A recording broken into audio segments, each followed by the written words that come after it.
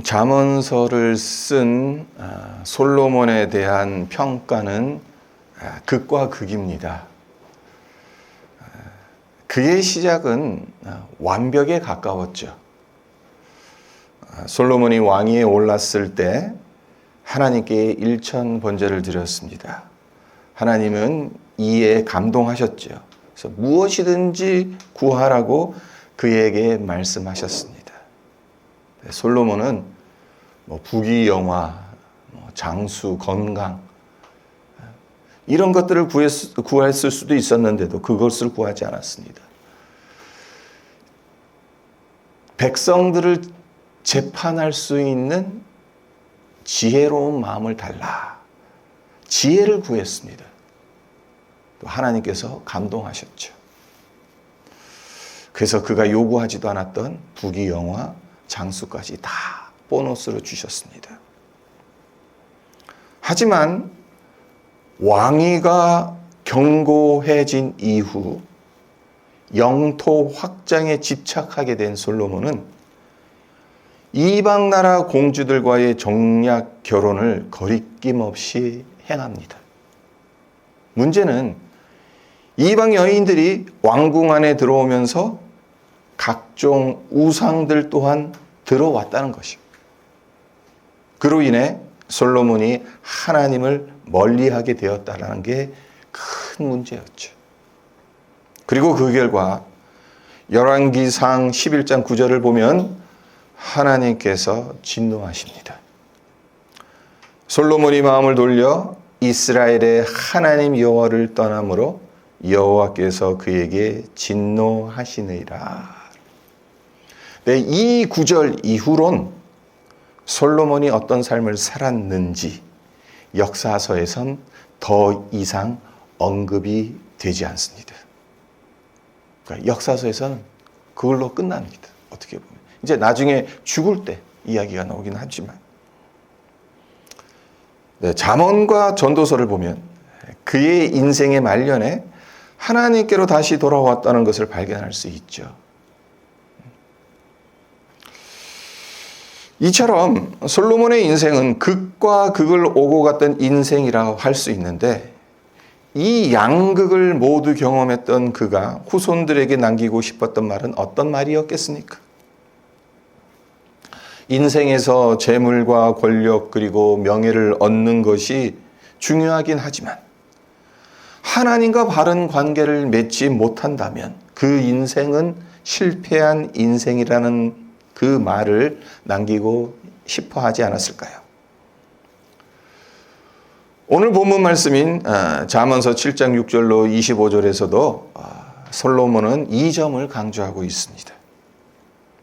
음녀의 유혹을 뿌리치지 못하게 되면 어떤 종국을 맞이하게 될지를 구체적으로 제시하고 있습니다. 탈무드에 이런 격언이 있다고 합니다. 꿀을 만지다 보면 꿀을 먹게 되고 향수 가게에 가면 향수의 향이 올라온다. 그러니까 인간은 환경의 영향을 받을 수밖에 없는 존재임을 알려주는 격언이다라고 볼 수 있습니다. 그렇습니다. 우리는 주위 환경의 영향을 받을 수밖에 없는 존재입니다. 그래서 처음엔 장난삼아 호기심 삼아 발을 들여놓았을 뿐인데 거기서 빠져나오는 게 너무 어렵다는 겁니다. 그렇기 때문에 음녀의 길로 치우치지 말며 그 길에서 미혹되지 말라는 솔로몬의 이 훈계는 귀담아 들어야 하는 훈계입니다. 그와 반대로 하나님의 말씀을 삶의 기준으로 삼고 하나님께서 주신 지혜를 사모한다면 허탄한 욕망에 사로잡히지 않고 순결한 그리스도의 신부로 살아갈 수 있을 겁니다. 이 세상에서 하나님의 백성답게 살아가기 위해 필요한 통찰력을 얻을 수 있을 겁니다. 이런 걸 보면 뭔가를 열심히 하는 것도 참 중요하기는 합니다만은 올바른 방향으로 가고 있는지가 훨씬 더 중요하다는 생각을 해봅니다. 잘못된 방향으로 전력 질주하는 것은 무시무시한 결과를 초래하죠. 열심히 뛰는 만큼 목적지에서 더 멀어지게 됩니다. 네, 현대인들의 문제점들 중 하나가 이것이지 않을까라는 생각을 해봅니다. 방향을 상실한 전력 질주, 목적지를 모른 채 열심히 앞만 보고 달려갔는데 나중에 되돌아보니까 잘못된 길을 달려왔다고 후회하는 사람들이 얼마나 많은지 모릅니다. 그런데 이 문제는 현대인들만 겪는 문제가 아니죠. 죄가 세상에 들어온 이후 동서고금을 막론하고 항상 존재해 왔던 문제였습니다. 성경에 나오는 수많은 인물들과 사건들을 보세요. 하나님을 떠나 각자 자기 소견대로 살았을 때 그 결과가 어떠했는지를 얼마나 많은 인물들과 사건들이 보여주고 있는지 우리는 잘 알고 있지 않습니까?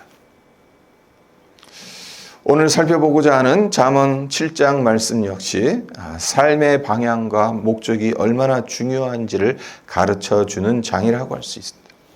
자, 먼저 6절과 7절을 보세요. 내가 내 집 들창으로 살창으로 내다보다가 어리석은 자 중에 젊은이 가운데 한 지혜 없는 자를 보았노라. 그러니까 솔로몬이 실제적으로 그의 삶 속에서 이런 사람을 봤다는 건 아니죠. 지금 비유적으로는 이야기를 합니다만은 자기 집 들창, 살창, 창틈 사이로 길거리를 봤더니 방황하는 한 젊은이가 있었다는 겁니다. 네, 이 젊은이를 가리켜서 어떻게 묘사하고 있습니까? 어리석은 자, 지혜 없는 자라고 묘사합니다. 네, 영어 성경에선 이 어리석은 자를 어떤 식으로 번역을 해놨냐면요. A youth who lacked judgment라고 번역을 해놨어요. 그러니까 판단력이 부족한 젊은이라는 거죠. 무엇을 해야 하고 어디에 있어야 할지를 분간할 줄 아는 판단력이 부족했다는 겁니다. 그것을 가리켜서 어리석은 자, 지혜 없는 자라는 겁니다. 어디에 있어야 할지, 무엇을 해야 할지 신경을 써야 하는데 전혀 신경을 쓰지 않았다는 겁니다. 그래서 8절과 9절을 보세요. 그가 거리를 지나 음녀의 골목 모퉁이로 가까이 하여 그의 집 쪽으로 가는데 저물 때 황혼 때 깊은 밤 흑암 중에라. 이 어리석은 청년이 음녀의 집으로 갔던 때 언제라고 말합니까? 저물 때 황혼 때 깊은 밤 흑암 중. 점점 점층돼 가고 있죠. 처음에는 저물었다. 그러니까 해가 기울어가는 시점을 이야기하고 있고, 그리고 이제 황혼 때, 그때 이제 어둠이 내려앉은 거죠. 그러다가 이제 깊은 밤, 흑암 중으로까지. 그러니까 빛 가운데로 나오는 게 아니라 점점 더 깊이 어두운 가운데로 들어가고 있는 모습을 묘사하고 있습니다. 근데 원래 어두워지면 어떻게 해야 합니까? 집에 가야죠. 집에 가서 식구들하고 저녁도 먹고 잠자리에 들어야 되고. 하지만 이 젊은이는 그렇게 하지 않았습니다. 해가 떠 있는 낮엔 거리에서 빈둥거리며 시간을 보냅니다. 그러다가 어둠이 내려앉자 음녀의 집 쪽으로 가죠. 그리고 그곳에서 음녀의 꾀임에 넘어가서 그녀의 집 안으로 따라 들어갑니다. 22절을 보겠습니다. 솔로몬은 음녀를 따라가는 이 어리석은 젊은이를 다음과 같이 묘사합니다. 소가 도수장으로 가는 것 같고 미련한 자가 벌을 받으려고 쇠사슬에 매이러 가는 것과 같도다. 지금 무엇을 하고 있는지, 어디에 있어야 하는지 분간하지 못하면, 그 판단력이 상실되면 마귀의 밥이 되기 쉽다는 말씀이죠. 있어야 할 자리에 있어야 하고 해야 할 일을 하는 것은 우리에게 얼마나 중요한지 모릅니다.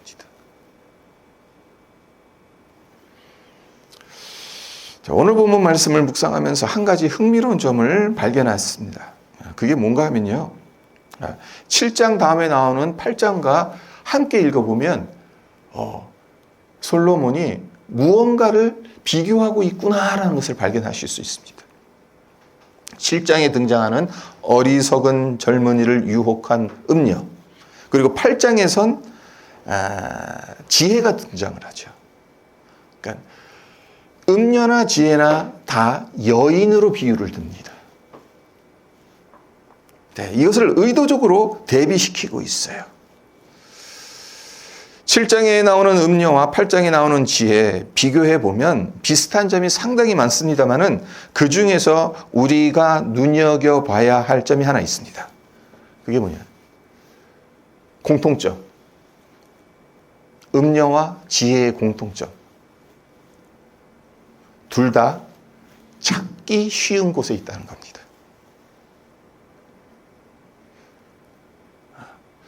보물 찾기 하는 식으로 찾기 힘든 곳에 숨겨둔 것이 아니라는 거예요. 음녀도 찾기 쉬운 곳에 있고 지혜도 찾기 쉬운 곳에 있다는 겁니다. 자, 7장 12절을 보세요.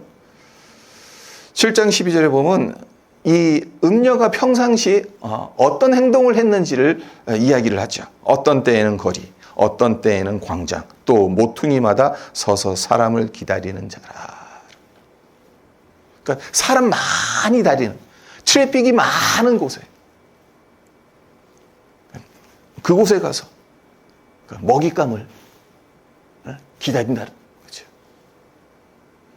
그러니까 음녀를 어디서든 쉽게 볼 수 있다는 겁니다.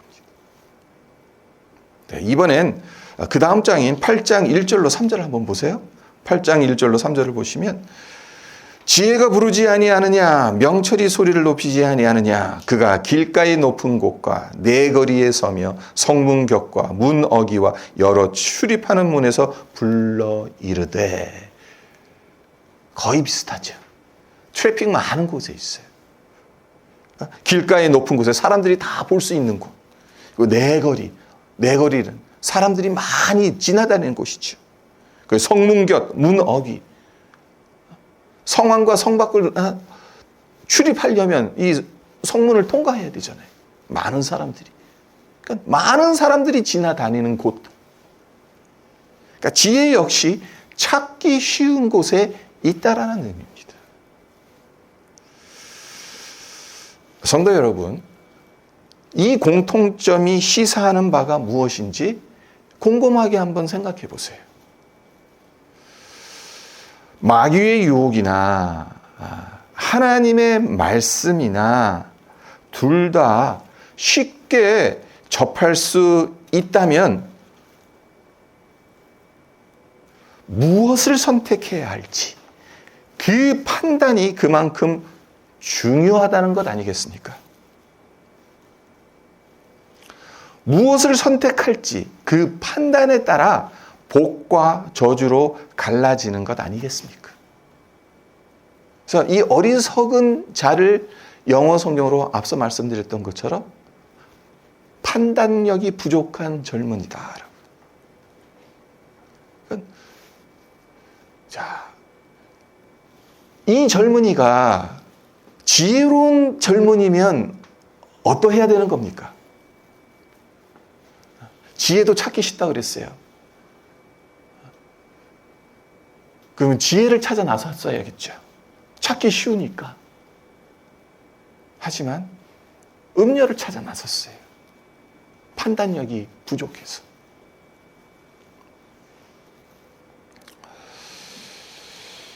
만약 우리가 어디론가 가고 싶다면 마음속에 그 방향을 분명히 알아야 합니다. 방향을 아는 것이 우리에게는 판단력이 되는 겁니다. 이리로 가야 할지 저리로 가야 할지 음녀나 지혜나 둘 다 찾기 쉬운 곳에 있는데 그 방향을 어디로 두게 될지 그것에 따라서 결과는 천지 차이가 되는 겁니다. 한순간의 판단에 따라서 완전히 달라지는 겁니다.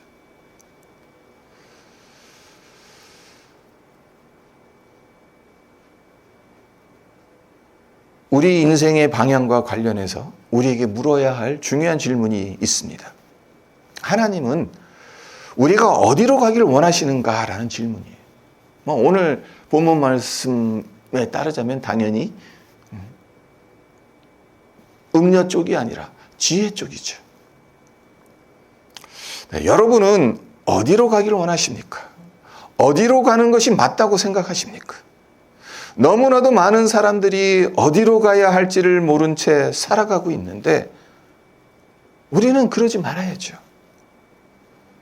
우리가 어디를 향해 가고 있는지 그리고 그 목적지가 하나님이 원하시는 곳인지를 알아야 하지 않습니까? 자, 그렇다면 우리가 선택해야 할 목적지 그곳은 어디겠습니까? 어디로 가야 하는 것이겠습니까? 감사한 것은 우리가 가야 할 목적지를 성경 말씀은 분명하게 알려주신다는 겁니다. 그래서 에베소서 2장 10절을 제가 읽어드리도록 하겠습니다. 우리는 그가 만드신 바라 그리스도 예수 안에서 선한 일을 위하여 지으심을 받은 자니 이 일은 하나님이 전에 예비하사 우리로 그 가운데서 행하게 하려 하심이니라. 그러니까 우리를 가리켜 하나님께서 만드신 그리스도 예수 안에서 선한 일을 위하여 지으심을 받은 자라고 사도 바울이 말하죠. 그리고 이 일을 위해 하나님께서 전에, 여기서 말하는 전에 어떤 시점입니까? 창세전을 가리킵니다. 그러니까 창세전에 예비하신, 다른 말로 미리 준비하신 존재라는 겁니다. 결국 이 말씀은 우리가 택해야 할 인생의 방향을 하나님께서 이미 계획해 두셨다라는 의미인 겁니다. 하나님의 백성으로 부르셨고 하나님의 백성답게 천성에 갈 때까지 하나님이 거룩하신 것처럼 우리도 거룩하게 구별돼서 살아가는 것. 어떻게 보면 우리에게 이미 정해 놓으신 우리의 목적지라는 겁니다. 우리의 방향이라는 거죠. 결국 이 말씀은 우리가 택해야 할 인생의 방향을 하나님께서 이미 계획해 두셨다는 의미인 거고, 그리고 그 방향은 오늘 본문 말씀에 따르면 어떤 관계를 맺느냐와 깊은 연관이 있다고 볼 수 있습니다. 자, 오늘 본문 말씀으로 다시 돌아와서 어리석은 젊은이를 다시 보도록 하죠. 이 젊은이 결국엔 음료와 관계를 맺었습니다. 육체적인 관계 이전에 정신적으로 음료의 노예가 되었어요. 그래서 14절서부터 21절까지 한번 눈으로 한번 빠르게 한번 읽어보세요. 어떤 것들을 발견하실 수 있습니까? 자, 먼저 15절을 보세요. 이러므로 내가 너를 맞으려고 나와 내 얼굴을 찾다가 너를 만났도다. 그러니까 너와 같이 멋진 남자를 이제껏 기다리고 있었다. 왜 이제 나타났니? 그 뜻이죠. 그리고 16절과 17절도 보시면요. 내 침상에는 요와 애굽의 문이 있는 이불을 폈고 몰약과 침향과 계피를 뿌렸노라. 그러니까 너를 위해 최고의 잠자리를 준비했다는 거죠. 그래서 18절을 보면 그러니까 아침까지 흡족하게 서로 사랑하고 쾌락의 밤을 보내자는 그런 유혹을 하지 않습니까? 그리고 19절과 20절을 보면 이런 말까지 합니다. 남편은 집을 떠나 먼 길을 갔는데 은주머니를 가졌은즉 보름날에나 집에 돌아오리라 하여. 지금 출장을 가서 한 15일 정도는 집에 없다. 그러니까 어리석은 젊은이를 안심시키고 있는 거죠. 음녀가 여러 가지 고운 말로 유혹하며 입술에 호리는 말로 꿰니까 젊은이가 이제 그녀를 따라갑니다. 거리에서 할 일 없이 빈둥거리며 시간을 보내는 자기를 치켜 세워주고 안심시켜 주니까 이 어리석은 젊은이는 신났을 겁니다. 어깨가 으쓱했을 겁니다. 세상을 다 얻은 것처럼 생각이 될 수도 있습니다. 어쩌면 이 매혹적인 여인과 관계를 맺으며 즐거운 시간을 보내는 것이 하나님께서 주신 복이구나. 그렇게 생각했을는지도 모릅니다. 하지만 이렇게 맺은 관계로 말미암아 그의 결국은 어디로 향하게 되었습니까? 도수장으로 나오죠. 소가 도수장으로 가는 것처럼. 그리고 쇠사슬에 매이는 것이다.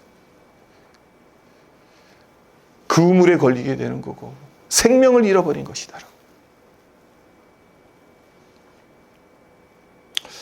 이와 반면에 지혜를 따라가게 되면 어떻게 됩니까? 8장 1절에서 6절인데 앞서 말씀드린 것처럼 지혜 역시 거리에서 소리를 높이고 손을 흔들기 때문에 어렵지 않게 찾을 수 있습니다. 음료와 마찬가지로 우리가 찾고 구하기만 하면 얼마든지 쉽게 만날 수가 있습니다. 다른 점이 있다면 음료는 멸망의 길로 이끄는 반면 지혜는 생명의 길로 인도한다라는 차이점이 있죠. 이것이 우리에게 주는 메시지가 있습니다. 지혜의 근원은 누구십니까? 하나님이십니다. 그러니까 우리에겐 지혜의 근원 되시는 하나님과 친밀한 관계를 맺는 것이 너무나도 중요하다는 겁니다. 옛날 이야기에 보면 무지개를 찾아서 멀리 떠난 파랑새를 찾아서 멀리 떠난 그러한 동화 같은 이야기들이 있지 않습니까?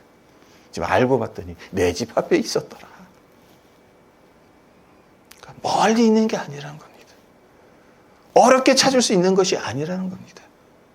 바로 내 안에 있습니다. 성령께서 내 안에 내주하시니까. 바로 내 옆에 있습니다. 말씀이 내 앞에 있잖아요. 거기서 우리는 지혜를 찾을 수 있는 겁니다. 하나님과의 바른 관계 속에서 우리는 지혜를 찾아갈 수 있는 겁니다. 우리 자신에게 초점을 맞춘다면 우리 인생의 목적지에 도달할 수가 없습니다. 우리를 만드신 하나님께 초점을 맞춰야 방향을 잃어버리지 않고 갈 수 있는 겁니다. 우리는 하나님에 의해서 하나님을 위해서 창조되어진 존재들입니다. 오직 예수님 안에서만 우리의 근원과 정체성 그리고 의미와 목적, 하늘의 뜻을 발견할 수 있습니다. 어느 누구보다도 이 점을 잘 알았던 사람 중 하나가 사도 바울이겠죠. 그래서 이 빌립보서 4장 13절 14절을 보면 그가 확신에 찬 목소리로 이렇게 말합니다. 형제들아, 나는 아직 내가 잡은 줄로 여기지 아니하고 오직 한 일, 즉 뒤에 있는 것은 잊어버리고 앞에 있는 것을 잡으려고 표대를 향하여 그리스도 예수 안에서 하나님이 위에서 부르신 부름의 상을 위하여 달려가노라. 이 세상의 그 어떤 것도 하나님께서 그의 삶을 위해 준비해 두신 것과 비교할 수 없다는 그러한 확신이 있었다. 그래서 뒤에 있는 것은 잊어버려 앞에 있는 것을 잡으려 표대를 향해 달려갈 수 있는 그 확신으로 바울은 자신의 삶을 살아갔다는 겁니다. 우리에게도 이런 확신이 있었으면 좋겠습니다. 이왕 우리가 믿음의 삶을 살아가는데 그냥 이렇게 해야 되나 저렇게 해야 되나 그런 게 아니라 확신에 차서 가야 할 길을 분명히 알고 표대를 향해서 나가는 그런 삶이 됐으면 얼마나 좋겠습니까? 말씀을 맺겠습니다. 하나님은 인생의 단맛과 쓴맛을 다 겪어본 솔로몬을 모델로 삼으셔서 우리가 어떻게 살아가는 것이 지혜로운 삶인지를 가르쳐 주셨습니다. 우리 인생에서 방향이 얼마나 중요한지 모릅니다. 우리가 정한 방향이 도착할 목적지를 결정합니다. 히브리서 6장 7절, 8절을 보면 히브리서 기자가 이런 말을 해요. 좀 난해한 구절이기는 합니다만은 이런 말을 해요.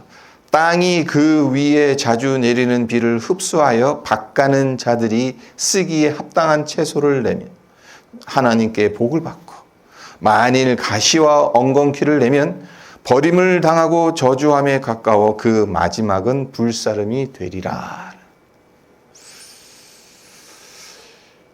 그러니까 이 구절을 보면 채소를 내는 땅, 그리고 가시와 엉겅퀴를 내는 땅이 있다고 말합니다. 무엇을 의미하는 것이겠습니까? 같은 마음밭이라도 어떤 마음을 먹느냐에 따라, 달리 말해 마음의 방향이 어디를 향해 있느냐에 따라 채소라는 유익한 산물을 내서 하나님께 복을 받기도 하고, 그와 반대로 사람을 찌르고 상처를 주는 가시와 엉겅퀴를 내어서 불사름의 저주를 받기도 한다는 의미이지 않겠습니까? 마음의 방향을 올바르게 설정하는 것이 그만큼 중요하다는 말씀입니다. 바라기는 우리 모두 이 점을 우리 마음에 새기길.